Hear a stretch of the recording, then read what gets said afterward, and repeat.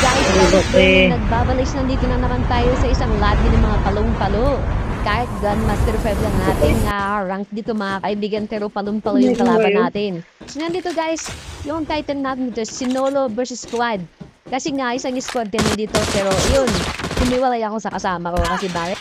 Umangka ba naman kasi hindi tayo lupili guys kasi gusto natin malupit ang laban gagad.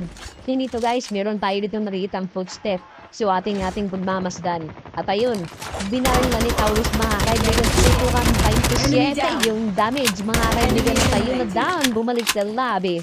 At ayun mga kaibigan, tamang nagman tayo mga kaibigan at bumalik tayo sa taas kasi binalik natin nung bumalik sa ating kanina. At ayun, ito mga kaibigan din sa Taurus at nag-slide ng malupit ang slide, tinira ng titinan din doon. Mama, imo mama, patay si imo mama. At ito yung mga kaibigan, nakadalawang patay na tayo dito mga kaibigan. So yun, mapakaganda ng pinapakikaladan dito mga kaibigan. Isang maalpitan shout out sa inyo mga kaibigan. At binabaan na naman natin itong kalaban. At ayun, napagsabay ko sa dalawang footstep mga kaibigan. At kahit na mamaos tayo pa, hindi galitig ito.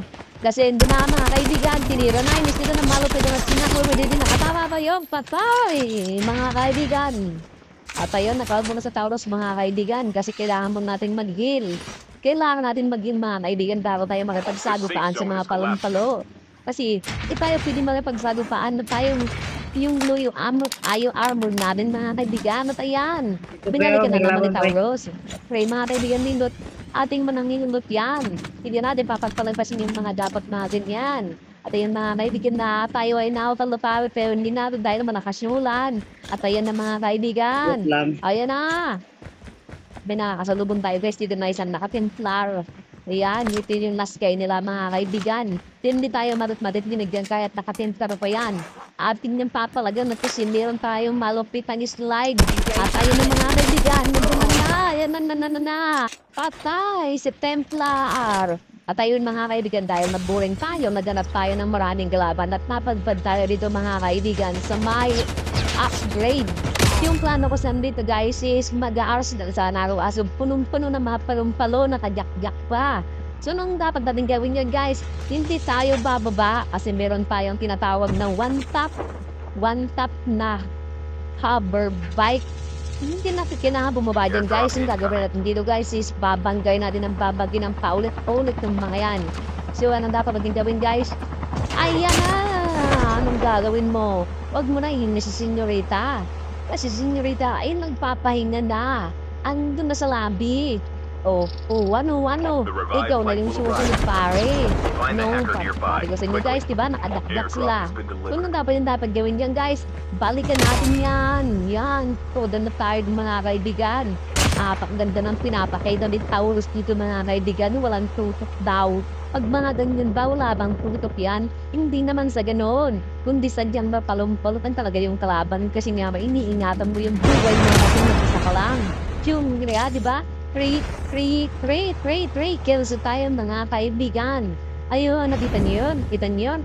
Hindi nga nakita yun kasi di kayo nanonood. Panurin nyo kasi ng full para makita nyo. So ayun mga kaibigan. Ayan na, pinalik-balikan ni Taurus yung mga kakaban ng mga palumpalo. Hindi natin titigilan yung mga yan. Hindi natin tabantanan. Hanggat hindi naubos yung mga yan. So bakit ka ba dito aalis? Kung ganyan yung mga kalaban mo, mga palumpalo, pero ayun na sila.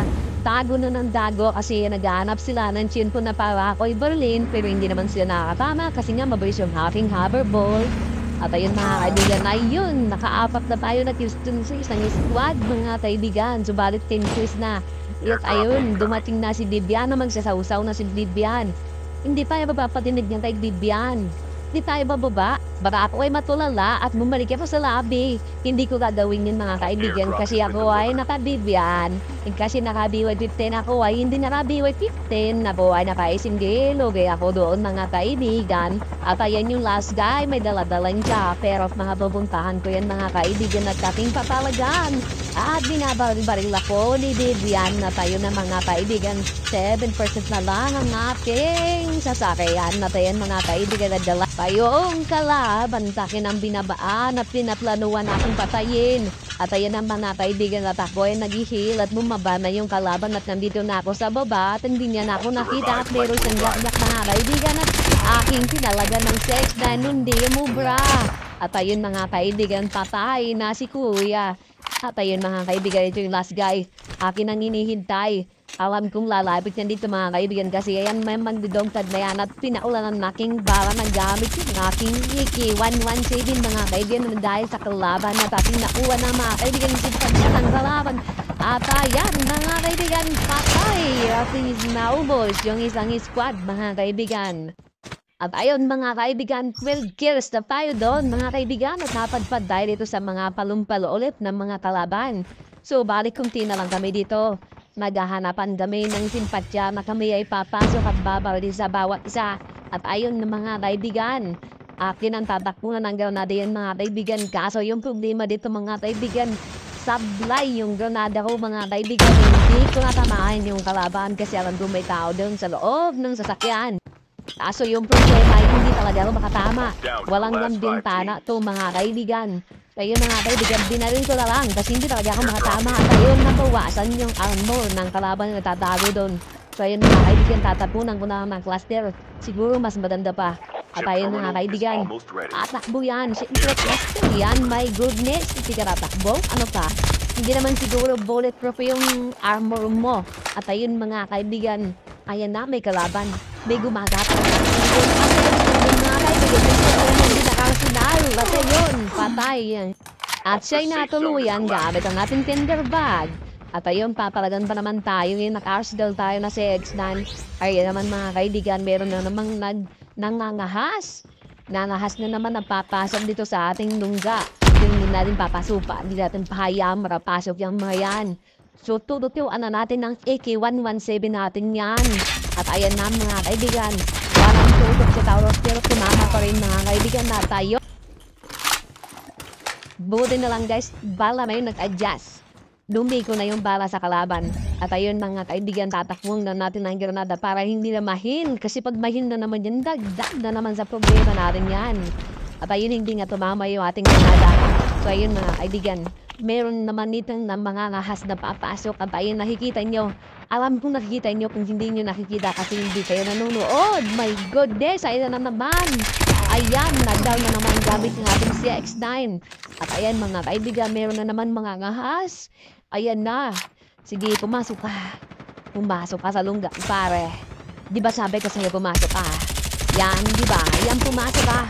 Ayun, pumasok ka sa lobby.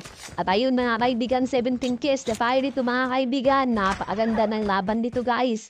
Ayun, tatlong katman to mga kaibigan. Pero ayun mga kalaban ng mga palumpalo.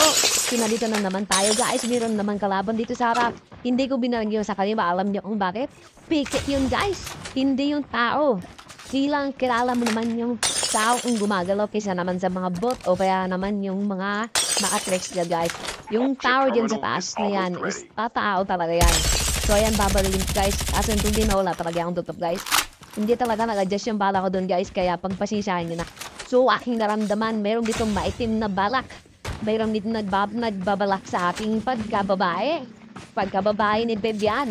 At ayan mga kaibigan, nakita na at agad gumpila rin mga AK-117 na tapoy. Sinakoy mga kaibigan na tayo. 18 kills na tayo mga kaibigan. At ayun, dalawa na lang. Pang dapat din gawin dyan guys.